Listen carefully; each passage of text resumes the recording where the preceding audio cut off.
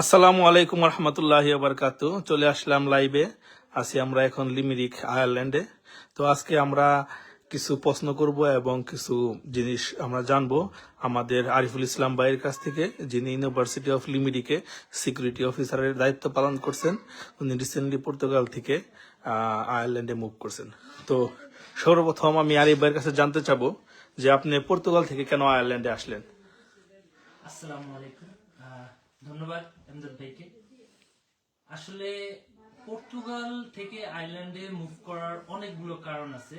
যদি আমরা একটি একটি করে জানতে চাই, সর্বপ্রথম আমি যেটাকে প্রায়োরিটি দিব সেটা হচ্ছে এডুকেশন ব্যবস্থা। নর্মালি আমরা যারা এশিয়া থেকে আসি, ইউরোপের নানান দেশে বসবাস করি, আমাদের ভাষাগত প্রবলেম হয়। যেমন এক এক দেশের এক এক ভাষা থাকে। তো ওই দিক বিবেচনা করে আমি আয়ারল্যান্ডকে পছন্দ করছি এই কারণে, কারণ আয়ারল্যান্ড ইংলিশ কান্ট্রি। তো এখানে খুব সহজেই ইংলিশের কারণে বাচ্চাদের পড়ালেখা, আমাদের জব ব্যবস্থা সবকিছু মিলে ভালো ফ্যাসিলিটি আছে। তো আমি মনে করি যে ফার্স্ট চয়েস এটা। সেকেন্ড, আপনি যদি ধরতে যান জব ফ্যাসিলিটি, তো ইউরোপের অন্যান্য দেশের তুলনায় আপনি যদি দেখেন ইউকে বা আয়ারল্যান্ড, জব ফ্যাসিলিটি আসলে খুবই ভালো। কারণ এইখানে কোনো কি বলবো, যেটাকে আমাদের এশিয়ানরা বিশেষ করে বাংলাদেশ, নেপাল, পাকিস্তান সব ক্ষেত্রে আছে। আপনি অফিসে বলেন, আদালতে বলেন, ইমিগ্রেশনে বলেন, প্রতিটা সেক্টরে আমাদের ভালো সুবিধা আছে। এখানে কে কোন দেশি ওটা আসলে মুখ্য বিষয় না। তো ওই দিক থেকে আমি মনে করি জব ফ্যাসিলিটি খুবই ভালো।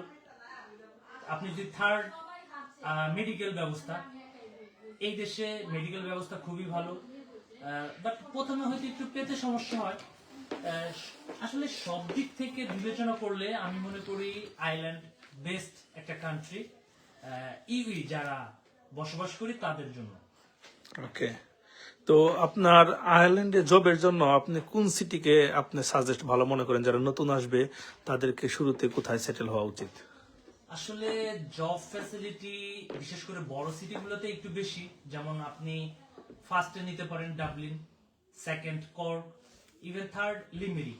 তবে আমি এটা বলবো, আমরা অনেক সময় মনে করি যে অনেক বড় সিটি বা অনেক বড় শহর মনে হয় যে জব ফ্যাসিলিটি এখানে ভালো।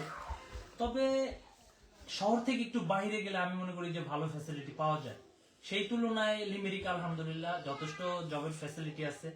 তাছাড়া আমাদের এখানে কমিউনিটিও অনেক ভালো, অনেক সুব্যবস্থা আছে।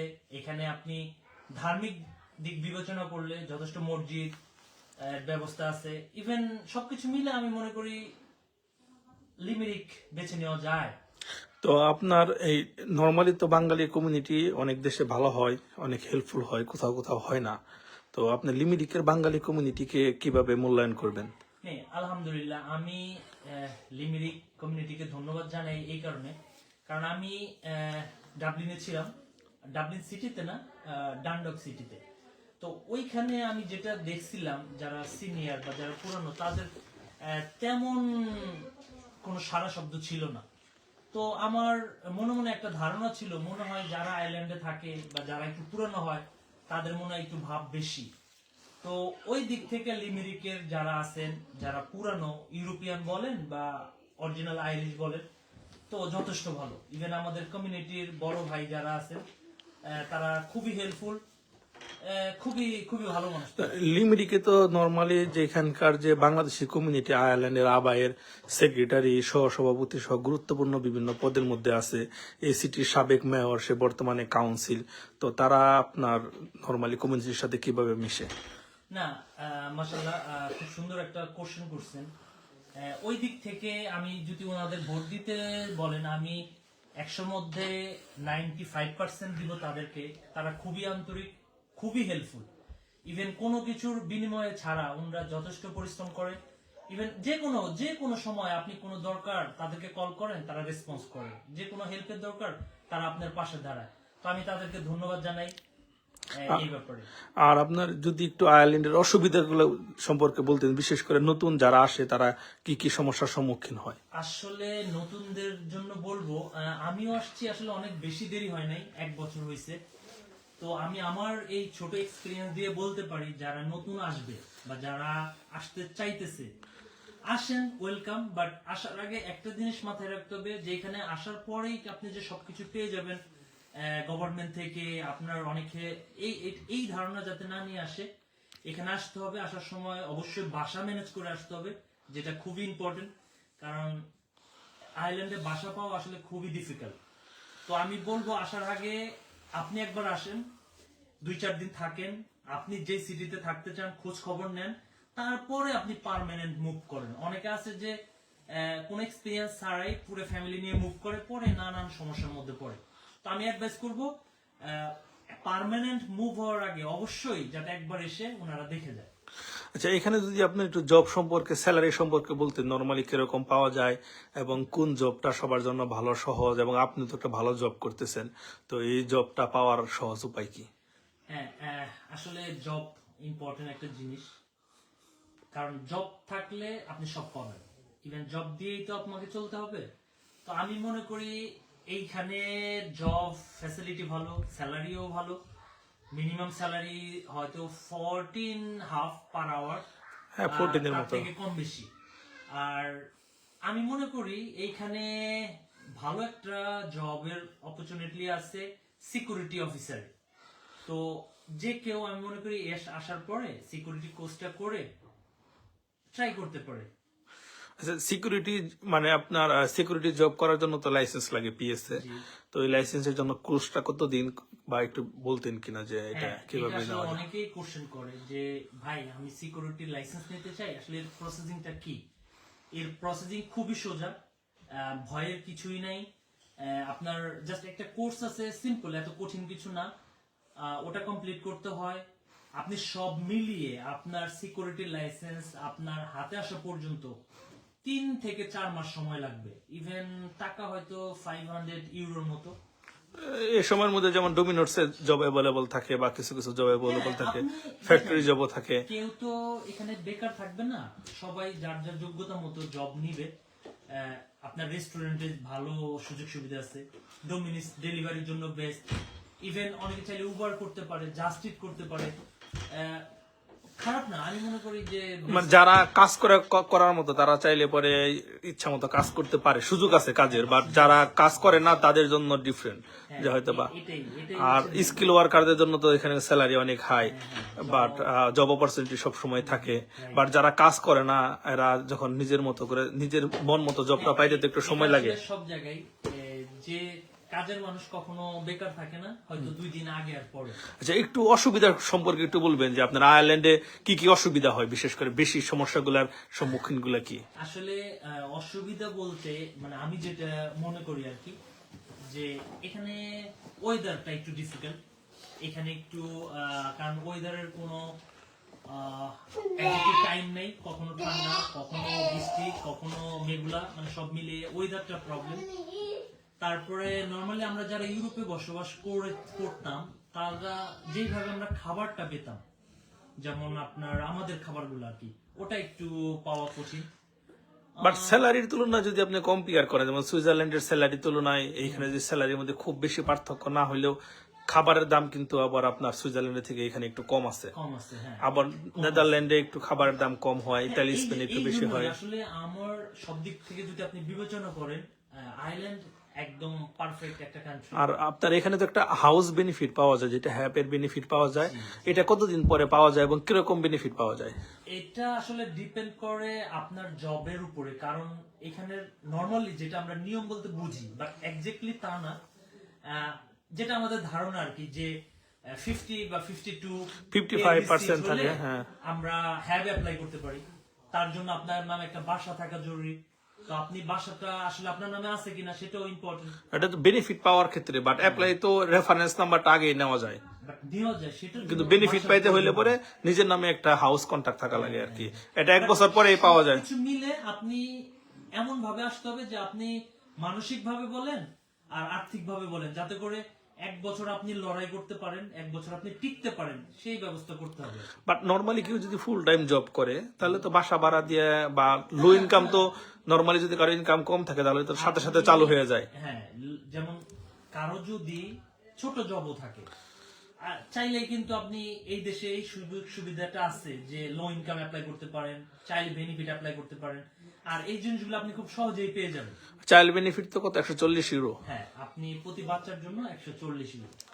আচ্ছা, ঠিক আছে। আর আপনার লো ইনকামটা তো এটা, লো ইনকাম আসলে ডিপেন্ড করে আপনার স্যালারির উপরে। বাট এটা কখন থেকে পাওয়া যায়? এটা আপনি চাইলে আসার পর আপনি একটা জব জয়েন করছেন, চাইলে আপনি সাথে সাথে অ্যাপ্লাই করতে পারেন। আপনার সদস্য সংখ্যা যদি বেশি থাকে, আপনার ইনকাম যদি কম থাকে, তো আপনি অ্যাপ্লাই করতে পারেন। ওকে, এখন আপনার একটু বাসার ব্যাপারে একটু বলবেন কিনা, কিভাবে সহজে বাসা খুঁজে পাওয়া যায়? আসলে বাসা পাওয়ার কয়েকটা ব্যবস্থা আছে। যেমন আপনি অনলাইন, বিশেষ করে এই দেশে অনলাইনে বেশি পাওয়া যায়। তাছাড়া এজেন্সি অফিস আছে, ইভেন কমিউনিটির ব্যক্তিত্বরা আছে যারা পুরনো ভাই ব্রাদার, তাদের মাধ্যমে পেতে পারেন। এজেন্সি অফিস আছে, আপনি সেখানে যোগাযোগ করতে পারেন, আপনি অনলাইনে যোগাযোগ করতে পারেন। একটু বাসা ভাড়ার ব্যাপারে বলবেন কি, যে লিমিরিকে বাসা ভাড়া কেমন, ডাবলিনে কেমন? আসলে ডাবলিন তো রাজধানী, তো ওইখানে একটু বেশি, তার আশেপাশে একটু কম, বাট কম্পেয়ার করলে কোন জায়গায় মানে এত কম না। যেমন ডাবলিনে একটা 2 বেডরুমের অ্যাপার্টমেন্ট কিরকম খরচ? ডাবলিনে একটা 2 বেডরুম বাসা যদি আপনি নিতে যান, আপনাকে মিনিমাম 2500 থেকে 3000 টাকা পে করতে হবে যদি আপনি ডুপ্লেক্স নিতে চান, হাউস দিতে, হাউস নিতে চান। আর অ্যাপার্টমেন্ট তো একটু কম, অ্যাপার্টমেন্ট নিতে গেলে একটু কম আছে, 2200। 2022। আর লিমিরিকে লিমিরিকেও আসলে যদি অ্যাপার্টমেন্ট নিতে চান, আপনি 2000 উপরেই যেতে হবে। হ্যাঁ, 2000 নিচে পাওয়া যায়, পাওয়া যায় না। কিন্তু হাউস নিতে গেলে তো হ্যাঁ, আপনি তো 3 বেডরুমের হাউস মাশাআল্লাহ পাইছেন, একটা সুন্দর গার্ডেন, ব্যাকইয়ার্ড সবই আছে। আর আপনি তো গাড়িও নিছেন একটা, তো ভালো গাড়ি কেনার ব্যাপারে আপনার মতো যদি এরকম এক্সপেন্সিভ গাড়ি নিতে চায়, সেক্ষেত্রে আপনার এখানে ব্যবস্থাটা কি? না, এখানে আপনার বললাম না, সবকিছুর মূলে হচ্ছে জব। আপনার যদি ভালো একটা জব থাকে, আপনার মান্থলি ইনকাম ভালো থাকে, ব্যাংকে ট্রানজাকশন থাকে, তো আপনি এদেশে সবই নিতে পারবেন, গাড়িও নিতে পারবেন, বাড়িও নিতে পারবেন। তো কেমন ডিপোজিট পে করতে হয় ভালো জব হলে একটা গাড়ি? না, অ্যাকচুয়ালি যদি আমি আমার বেলায় বলি, আমি 0% ডিপোজিট নিয়েছি। আমি কোনো ডিপোজিট দেই নাই, জাস্ট মান্থলি ইনস্টলমেন্ট নিয়েছি। আচ্ছা, তো আমার ফ্রেন্ড একজন নিচ্ছে, সে 2000 টাকা ডিপোজিট করছে। তো ও, সহজ। এখানে তো গাড়ির ইন্স্যুরেন্স নাকি অনেক হাই? হ্যাঁ, আসলে সত্যি বলতে এটা আসলে কষ্ট লাগে। এখানে ইন্স্যুরেন্সটা অনেক হাই, বিশেষ করে যদি আপনার নো ক্লেম বোনাস না থাকে, আপনার যদি পুরনো এক্সপেরিয়েন্স না থাকে, ইভেন যদি আপনার বোনাস না থাকে, তাহলে আপনাকে অনেকগুলো টাকা ইন্স্যুরেন্সের জন্য পে করতে হবে। আর আপনার ড্রাইভিং লাইসেন্স, যাদের ইউ ড্রাইভিং লাইসেন্স আছে, তারা তো এখানে ড্রাইভিং লাইসেন্স চেঞ্জ করতে পারে, এটা নরমালি। আর যাদের বাংলাদেশের ড্রাইভিং লাইসেন্স ইউরোপের অন্য কোথাও কনভার্ট করা, তারা কি এখানে ড্রাইভ করতে পারে কিনা? হ্যাঁ, আসলে এখানে যাদের ইউ ড্রাইভিং লাইসেন্স আছে, সেটা যে দেশের পরিবর্তনশীল হোক, আপনি ড্রাইভ করতে পারবেন, বাট হয়তো ট্যাক্সি করতে পারবেন না বা উবার করতে পারবেন না, বাট আপনি ড্রাইভ করতে পারবেন, নিজের জন্য পার্সোনাল ড্রাইভ। পার্সোনাল ড্রাইভ করতে পারবেন। আচ্ছা, আচ্ছা। আর এখানে আপনার ওই যে ট্যাক্সিতে তো অনেকেই প্রেফার করে, যারা বিশেষ করে পর্তুগালে আছে, তারা টিভি দিয়ে করে, তারা আয়ারল্যান্ডে ট্যাক্সি করার জন্য প্রেফার করে। তো ট্যাক্সিতে যদি একটু ইনকাম কিরকম হয়, একটু রাফ ইনকাম যদি বলতেন, আইডিয়া দিতেন। আসলে আমি তো ট্যাক্সি চালাই নেই, আমার অভিজ্ঞতা ওইভাবে কম, বাট যতখানি আমি জানি বা শুনছি আমাদের ভাই ব্রাদার থেকে, যথেষ্ট ভালো। হয়তো আগে একটা সময় অনেক বেশি ছিল, ওই হিসেবে একটু কমে আসছে। কারণ কিরকম, অনেক বেশি। 2000 উইকলি বা 1800? 1800-2000 ইনকাম করা যেতে পারে, বাট তার ভিতরে খরচ তো অবশ্যই আছে। খরচ তো অবশ্যই আছে। এখানে যেমন ট্যাক্সি ভাড়া উইকলি আপনার 350 টাকা দিতে হয়, ইন্স্যুরেন্স অ্যারাউন্ড 200-250 টাকা উইকলি হয়। খরচ আছে তো মোটামুটি 800 টাকা উইকলি খরচ আছে, আর 900 টাকা খরচ আছে, সেভিং হয় মোটামুটি। আসলে সবকিছুর মূলে হচ্ছে আপনার পরিশ্রম। যেমন আপনি ট্যাক্সি নিলেন, কিন্তু আপনি চালাইলেন না, 2 ঘন্টা 3 ঘন্টা করে এসে ঘুমাই গেলেন, তাহলে তো আর হবে না। তো এখন যারা বিশেষ করে আজকে এক ভাই জানতে চাইছে, সে ইতালিতে 20 বছর যাবত আছে, সেখানে ওয়েল সেটেলড হয়েছে। তো এখন সে আয়ারল্যান্ড আসলে তার লাইফে সে কম্পিউটার, মানে সে কোন জায়গায় ভালো থাকবে? 20 বছর যাবত ইতালিতে আছে, ওইটা তার জন্য ভালো হবে নাকি আয়ারল্যান্ডে আসা তার জন্য ভালো হবে? আসলে যদি টাকা পয়সার দিকে তাকাইতে হয়, তাহলে তার জন্য ইটালি বেস্ট, কারণ উনি ওইখানে অবশ্যই ব্যবসা বাণিজ্য আছে, ওনার ভালো পরিস্থিতি আছে। আর যদি মনে করে যে না, টাকা পয়সা যা হয়েছে হয়েছে আলহামদুলিল্লাহ, এখন বাচ্চা কাচ্চার সেটেলের জন্য, আসলে হায়াত মত আল্লাহর হাতে, আমরা জানি না, আমরা যা শুধু হোপ করতে পারি।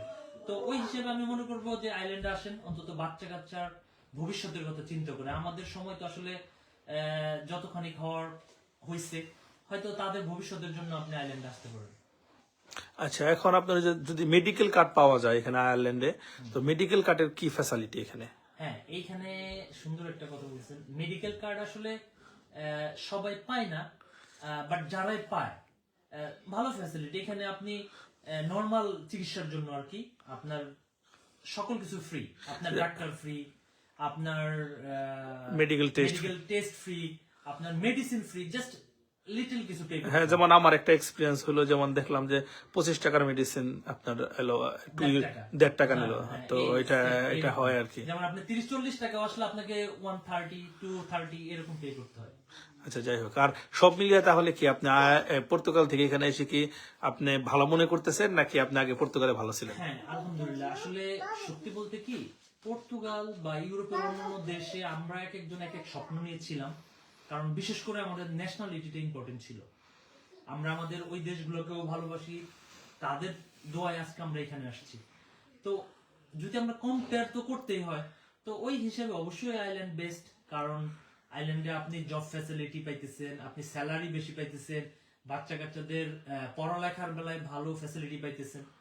তো আমি বলবো যে যারাই আসতে চান অবশ্যই আসেন, আপনাদেরকে ওয়েলকাম। আর এখানে সবাই আছে, ভয়ের কিছু নাই। বাট আসার আগে আমি বলবো যে একবার নিজেরা এসে দেখে যাবেন। হ্যাঁ, এটা ভালো। পাশাপাশি যদি চায় অন্য অন্য যে কান্ট্রি গুলো আছে, নেদারল্যান্ড, ডেনমার্ক, সুইজারল্যান্ড, ওইগুলাতেও একবার করে ভিজিট করলে এক্সপিরিয়েন্সটা ভালো হয়, কম্পেয়ার করতে ইজি হয়। ফাইনাল মুভ করার আগে আপনার যদি কোনো পছন্দের দেশ থাকে, আপনি একবার ট্রাই করেন, তখন আপনি বুঝতে পারবেন যে কোনটা আপনার জন্য বেস্ট। আচ্ছা, এখন আয়ারল্যান্ডে আসার পরে তো সর্বপ্রথম পিপিএস করতে হয়, তো এই পিপিএস সম্পর্কে একটু বলেন। আসলে আইল্যান্ডের আমরা যখন আসার আগে বা আসার পরেও আমি অনেক কিছু ফেস করছি। মানে পিপিএসটাকে আমরা অনেক কঠিন মনে করি, বা অনেকে আপনাকে এমন ভাবে আপনাকে ওটা সামনে আনবে, মনে হবে যে এটা অনেক বড় কিছু। আসলে না, পিপিএস করা অনেক ইজি। এটার জন্য জাস্ট একজনের হেল্প দরকার, সেটা হচ্ছে একটা অ্যাড্রেস। আপনাকে একটা অ্যাড্রেস ম্যানেজ করতে হবে, শুধু অ্যাড্রেসটা পাইলে আপনি বাকি সব ইজিলি করতে পারবেন। সেটার জন্য কারো কাছে যাইতেও হবে না, আপনি নিজে নিজেই করতে পারবেন। এটা অনেক বড় কঠিন কিছু না। ওকে, ঠিক আছে, তাহলে আমরা আপাতত আজকে এখানে বিদায় নিচ্ছি। আর ধন্যবাদ। আর একটা ভাই প্রশ্ন করছে, ভাই একটু জিজ্ঞাসা করেন, কাজ খুঁজতে গেলে প্রতিযোগিতা কেমন? কাজ খুঁজে পেতে কি অনেক কষ্ট হয়? কাজ কেমন পাওয়া যায়? দেখেন, আসলে প্রতিযোগিতা এখানে নাই। আপনি আপনার মতো করে আপনি কাজ খুঁজেন, যথেষ্ট কাজের সুযোগ আছে। হ্যাঁ, আপনি যদি সবাই যদি একই জায়গায়, যেমন অনেকে ধারণা শুধু ডাবলিন সিটি ছাড়াও অনেক সুন্দর সুন্দর শহর আছে, অনেক সুন্দর সুন্দর জায়গা আছে, তো আপনার ওইগুলোতে ট্রাই করতে পারেন। যেমন আমার একটা এক্সপিরিয়েন্স আমি শেয়ার করতে চাই, সেটা হলো যে যাদের আপনার রেস্টুরেন্ট সেক্টরে যারা আপনার প্রপার শেফ না, ডাবলিনে দেখা গেল সবাই সিবি নিয়ে কিচেন পোর্টার অথবা ওয়েটারের জব খুঁজে। তো অ্যাকচুয়ালি একটা সিটিতে যদি সবাই ওইভাবে ওয়েটারের আর কিচেন পোর্টারের জব খুঁজে, তাহলে তো আপনার ডাবলিনের জব পাওয়াটা অ্যাকচুয়ালি কঠিন হয়। বাট ওই সেম জবটা কিন্তু অন্যান্য সিটিতে কিচেন পোর্টার হোক বা অন্য ধরনের যে জবগুলো হোক, ওয়েটারের জব হোক, এগুলো অ্যাভেলেবল আছে, তারা লোক পাচ্ছে না। আর বিশেষ করে ফ্যাক্টরি একটা বড়, আসলে এরকম একটা ঘটনা ঘটছে। আমি ডাবলিন থেকে একটু দূরে ছিলাম, আপনার 1-1.5 ঘন্টার রাস্তা। আমার ওই শহরটায় সবাই যখন আমি গেছি তখন বলতো জব অনেক ক্রাইসিস, অনেক কঠিন। বিশ্বাস করেন, আমি মনে হয় 2 দিন বা 3 দিন সিভি ড্রপ করছি, আমার ওই শহরে ভালো একটা জব হয়েছে। যেমন আমি তো আয়ারল্যান্ডে আসার আগে সর্বপ্রথম বাসা নিছি। বাসা নেওয়ার পরে আপনার আমি জবের জন্য গেছি, একদিন সিবি নিয়ে বের হয়েছি, একদিনে 6টা জব হয়েছে আমার। দুইটা ডোমিনোসে জব হয়েছে, কেএফসি তে জব হয়েছে, এরপরে আপনার কাবাব শপে জব হয়েছে, অন্য রেস্টুরেন্টে জব হয়েছে। প্লাস দেখা গেলো যে আমি সিবি ড্রপ করছি, এখানে কয়েকটা রেস্টুরেন্ট থেকে লাগাতার কয়েকটা কল আসছিল। আমি শুরুতে 2টা জবে জয়েন করছি। তো সেই ক্ষেত্রে আমি ভাইয়াকে বলবো যে ডাবলিনে ট্রাই না করে অন্য সিটিতে ট্রাই করেন। তো অন্য সিটিতে ট্রাই করলে ওইখানে জব পাওয়া সহজ, আর বিশেষ করে আপনার ফ্যাক্টরি গুলাতে সবসময় ভ্যাকান্সি থাকে। তো আপনার কোনো ফ্যাক্টরি জব হইলে পরে এটা খুবই ভালো, কারণ আপনার সকাল থেকে শুরু করলে দুপুর 2টার মধ্যে শেষ হয়ে যায়, বিকালবেলা ডেলিভারির অপশন থাকে। তবে একটা জিনিস থাকতে হবে, সেটা হচ্ছে আপনি আজকে বলে আজকে জব পাবেন না।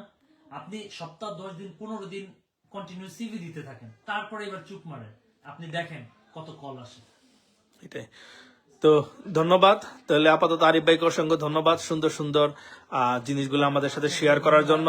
আসলে আমরাও চাই যে বাংলাদেশি ভাইরা আমাদের কাছে আসুক, সবাই মিলে আমরা আমাদের দেশটাকে আরো সামনের দিকে এগিয়ে নিয়ে যাই।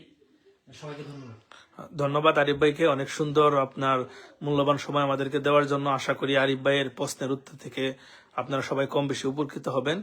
তো এর পরবর্তীতে যদি কারো আয়ারল্যান্ড সম্পর্কে কোনো কিছু জানার থাকে তাহলে অবশ্যই আমরা পরবর্তীতে আমাদের এখানকার সিটি কাউন্সিলর, মেয়র অথবা এরকম আবার বড় কাউকে নিয়ে আসবো, তাদের সাথে আমরা সরাসরি প্রশ্ন করব। তো কমেন্টসে আপনারা আপনাদের প্রশ্ন শেয়ার করেন, আমরা ইনশাল্লাহ আয়ারল্যান্ডে যারা পুরাতন বা অভিজ্ঞ যারা আছে তাদেরকে নিয়ে আসবো। তো ধন্যবাদ, সবাই ভালো থাকবেন, আল্লাহ হাফেজ।